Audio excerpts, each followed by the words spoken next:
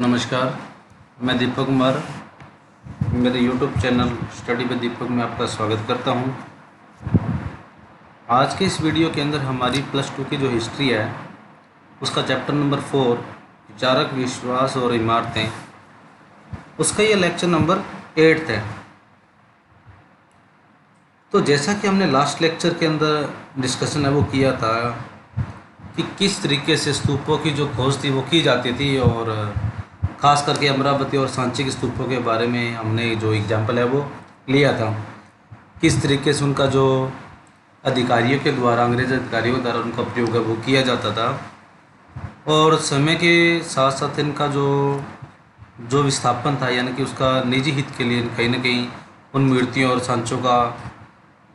कहीं ना कहीं अपने जीवन शैली को अपनाने के लिए वो उसका अपने निजी हित के लिए प्रयोग है वो करते थे। तो कहीं ना कहीं इसकी जो ऐतिहासिक क्षमता थी वो मिटा दी गई थी। हमने अमरावती के मामले में खास तौर पे इसका जो पढ़ा था। तो सांची के स्तूप थे वो आज भी जो अध्ययन के रूप में अगर विस्थापित है वहाँ पर, तो उसका मुख्य कारण यही माना जा सकता है कि कहीं ना कहीं उसको जो नुकसान है वो नहीं पहुँचाया गया था। तो इसी से रिलेटेड हमारा आज का जो वीडियो है, जिसके अंदर जो मूर्ति कला जो स्थापना थी उसको किस तरीके से जो वो खूबसूरत और मूल्यवान बनी थी,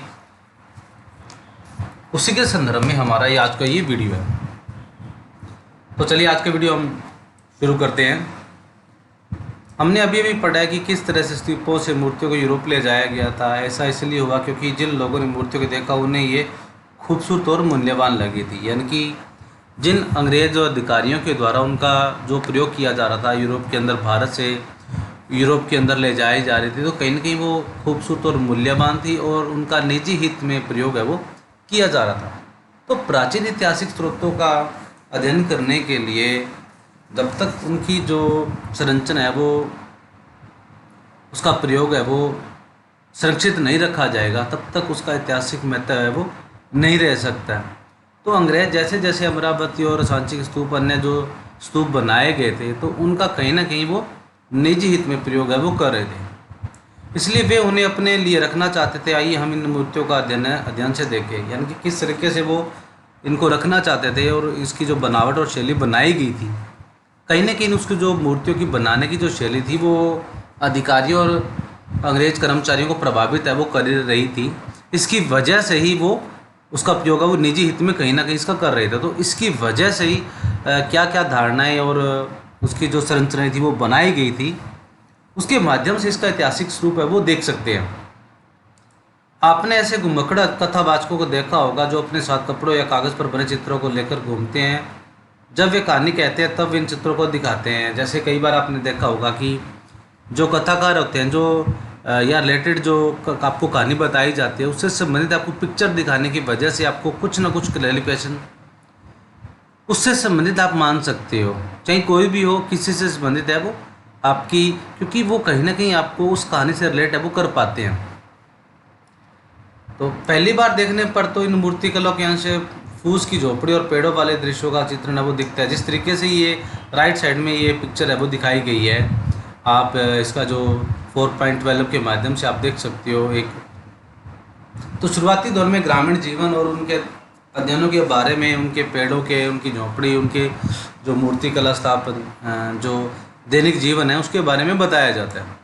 परंतु वे कला इतिहासकार जिन्हें सांची की इस मूर्ति कला के गहराई से अध्ययन किया है, वे इसे वेशांतर जातक से लिया गया एक दृश्य है वो बताते हैं। यानी कि जिस तरीके से इनको लिया गया है वो कहीं ना कहीं एक वेशांतर जातक का जो जाति है, कहानियों जातक कथाओं में भी आपने कई बार कोई न कोई कहानी पढ़ी होगी, तो उससे संबंधित कहीं ना कहीं इतिहासकारों ने इसको रिलेटेड संबंधित है वो माना है। यह कहानी कैसे दानी राजकुमार के बारे में है जिसने अपना सब कुछ एक ब्राह्मण को सौंप दिया, सो अपनी पत्नी और बच्चों के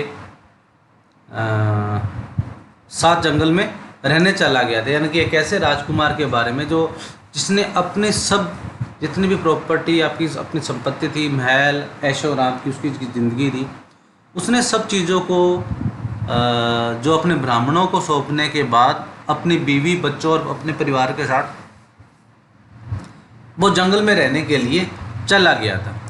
जैसा कि इस उदाहरण से स्पष्ट है कि अक्सर इतिहासकार किसी मूर्ति कला की व्याख्या लिखित साक्ष्यों के साथ तुलना करने के साथ वो करते हैं।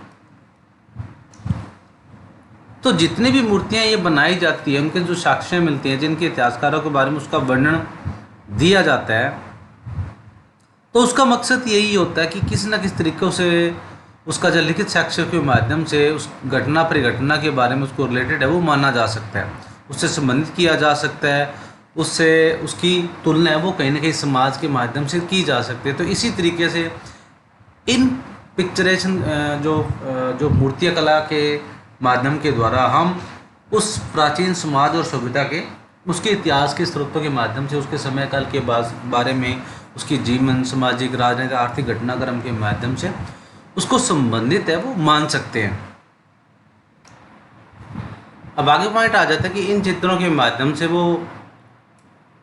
जो भक्ति या भाव श्रद्धा के रूप में वो किस तरीके से अपने आप को प्रतीक के रूप में वो बन गए थे।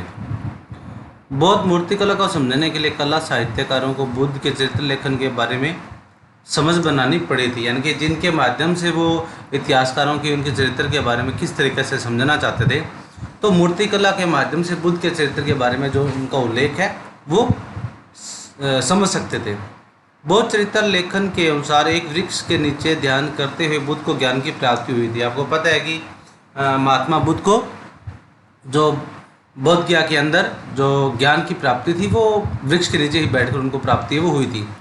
कई प्रारंभिक मूर्तिकारों ने बुद्ध को मानव के रूप में न दिखाकर उनकी उपस्थिति प्रतीकों के माध्यम से दर्शाने का प्रयास किया, यानी कि उनको प्रारंभिक रूप से अगर एक मानव के रूप में, इंसान के रूप में ना उनको दिखाकर जो उनकी उपस्थिति थी उनको रिप्रेजेंट करना एक प्रतीक, एक सिंबल के रूप में उसके माध्यम से वो अंगीकार कर सकते थे। उदाहरणतः रिक्त स्थान चित्र 4.14 बुद्ध के चित्र दशा तथा स्तूप के महापरिनिर्वाण के प्रतीक है वो बन गए थे। आप ये देख सकते हो लेफ्ट साइड में जो पहला ये चित्र दर्शाया गया है ये उसके ज्ञान प्राप्ति के लिए, और जो लास्ट वाला बीच वाला जो चित्र जिस तरीके से दिखाया गया वो उनके निर्वाण प्राप्ति से संबंधित है वो माना जा सकता है। चक्र का भी प्रतीक के रूप में इस्तेमाल है वो किया गया, यानी उनको सिंबल है वो माना गया है। यह बुद्ध द्वारा सारनाथ में दिए गए पहले उपदेश का प्रतीक था। जिस तरीके से उन्हें अपना जो सारनाथ का उपदेश दिया था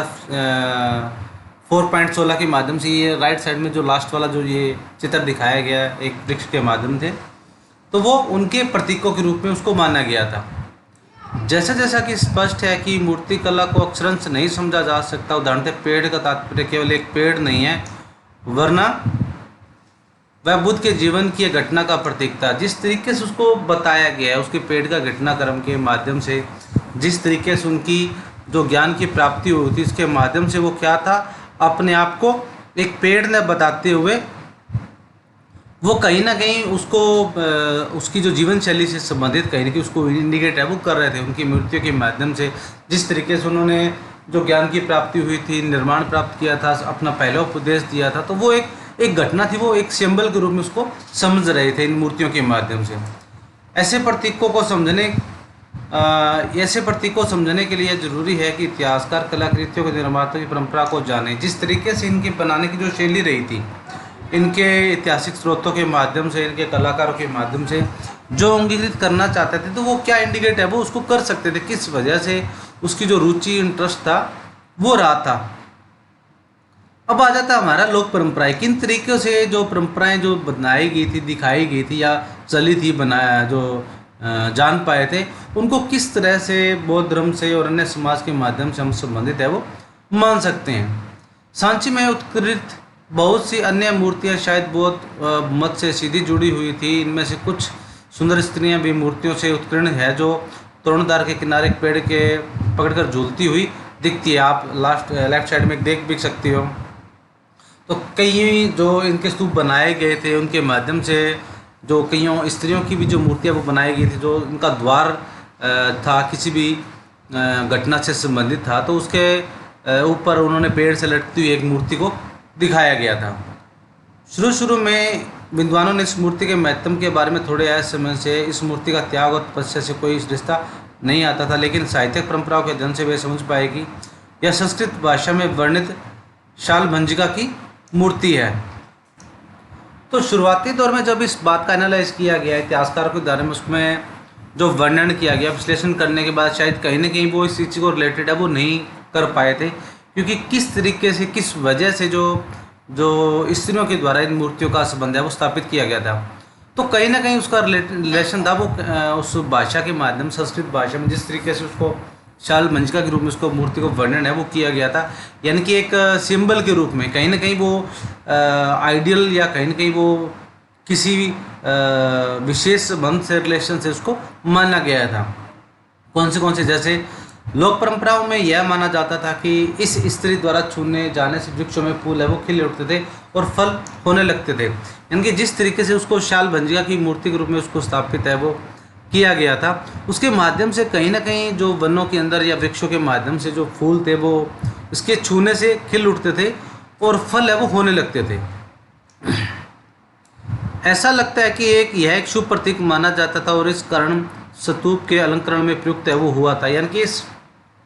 इन महिलाओं के माध्यम से जो सिंबल बनाया गया था वो कहीं ना कहीं उसका शुभ प्रतीक है वो माना गया था। और इन स्तूपों के उसकी विशेषता या उसको अलंकरण के लिए या सुंदर दिखाने के लिए उसका प्रयोग है वो किया जाता था।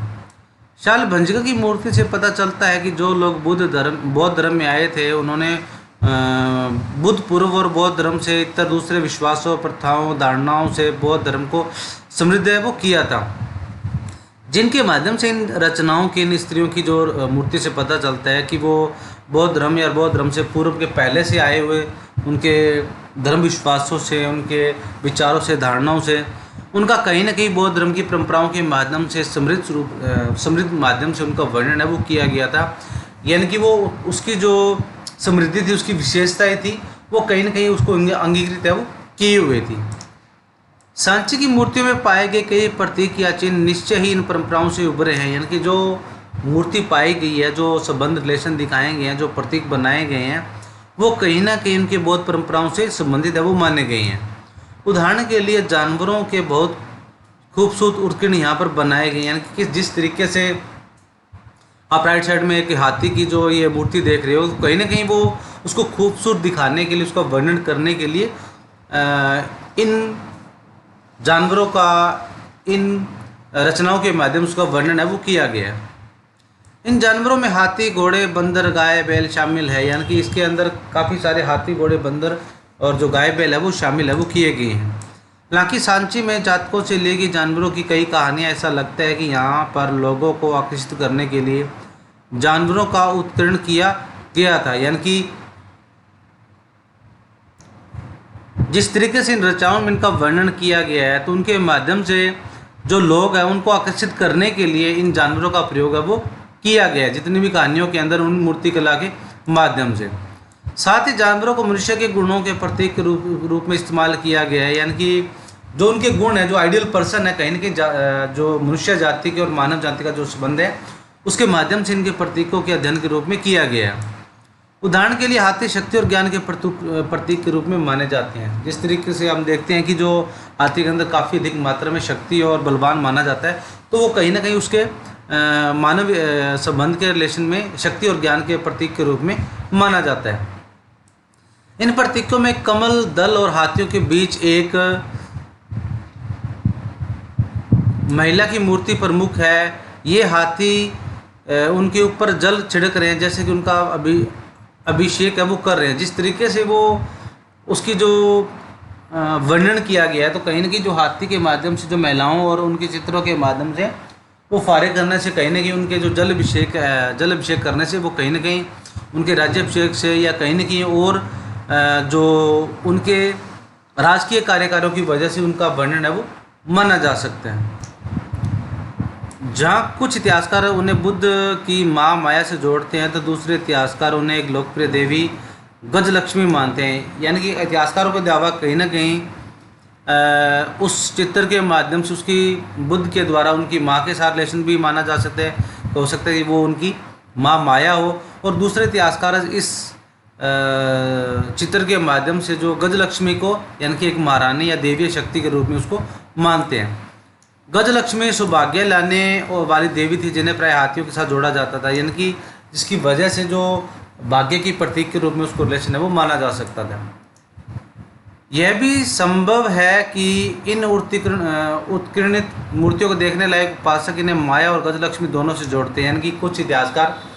इनको कहीं ना कहीं दोनों रिलेशन के माध्यम से माया यानी कि महात्मा बुद्ध की माता जी और भाग्य की विधाता गजलक्ष्मी के साथ दोनों का रिलेशन है वो माना जा सकता है। कई स्तंभों पर दिखाए गए सर्पों को भी देखिए, यह प्रतीक ऐसी लोक परंपराओं से लिया गया प्रतीत होता है जिनका ग्रंथों में हमेशा जिक्र है वो होता था, यानी कि जिसके माध्यम से अलग अलग कई जो रिलेशन है वो प्रतीकों के माध्यम से लिए गए हो सकते हैं, जिनके माध्यम से जो सांपों का वर्णन है वो किया गया है। दिलचस्प बात यह है कि कला पर लिखने वाले आधुनिक इतिहासकारों में एक शुरुआती इतिहासकार जेम्स फर्गुसन ने सांची के वृक्ष और सर्प पूजा का केंद्र है वो माना था, यानी कि एक इतिहासकार अलग रहे थे जिनका नाम जेम्स फर्गुसन था। तो उन्होंने जो वृक्ष पाया गया, सांची का वृक्ष और जो सर्प पाया गया, सांप जो दिखाई दिया गया है इन पिक्चर के माध्यम से, तो उनके कहीं ना कहीं जो पूजा का सेंटर है वो माना जा सकता है, यानी कि धार्मिक रूप से उनका कहीं ना कहीं उनका रिलेशन आपस में माना गया। वे बौद्ध साहित्य से अनभिज्ञ थे, तब तक ज़्यादातर बौद्ध ग्रंथों का अनुवाद नहीं हुआ था, इसलिए उन्होंने सिर्फ उत्कीर्ण मूर्तियों का अध्ययन करके अपने डिस्कशन में निकाले थे। जिस तरीके से उनका वर्णन एनालाइज किया गया था, तो वो उसकी जो जीवन शैली थी, जो बौद्ध साहित्य के अंदर जिनका वर्णन किया गया था, तो जब तक उनका जानकारी या उनका वर्णन या उनका ऐतिहासिक उनका अनुवाद नहीं हो पाया था, उसकी वजह से वो इन रिलेशन के माध्यम से नहीं कर पाए थे, उनका संबंध है रिलेशन है वो नहीं कर पाए थे। सिर्फ और सिर्फ वो उत्कीर्ण करने के माध्यम से मूर्तियों का जो अध्ययन करने के बाद उसका डायरेक्ट रिलेशन है वो निकाल पाए थे, क्योंकि कहीं ना कहीं बौद्ध साहित्य के अंदर इन ऐतिहासिक ग्रंथों का मूर्तियों का कहीं ना कहीं रिलेशन है वो बताया गया है, उसका महत्व है वो दिखाया गया है। तो ये था हमारा आज का वीडियो, आज का लेक्चर, जिसके अंदर हमने इनकी मूर्तियों की स्थापत्य कला के बारे में और इनके ऐतिहासिक स्रोतों और रिसर्चों के बारे में अध्ययन करने के बाद आपको एनालाइज आया, इतिहासकार के द्वारा जो दिया गया वर्णन था उसमें हमने पढ़ने की कोशिश वो की थी। तो उम्मीद करता हूँ कि आपको ये वीडियो लेक्चर पसंद आया होगा। तो मिलते हैं अगली वीडियो में एक नए लेक्चर के साथ, तब तक stay home, stay safe and be positive.